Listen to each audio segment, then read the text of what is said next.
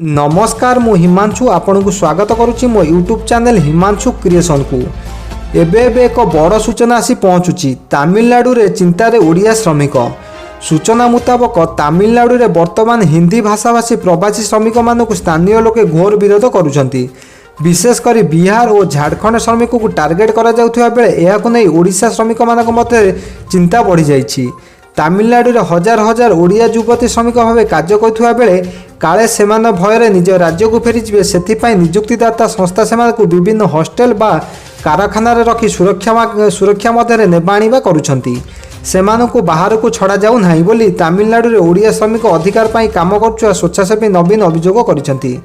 तमिलनाडु रे विभिन्न संगठित और अणसंरक्षित क्षेत्र में ओडिशा 3 लाख रु अधिक ओडिया युवक युवती काम करुछंती। एमानक मध्य अधिकांश पश्चिम ओडिशार बोली जणा पड़िछि।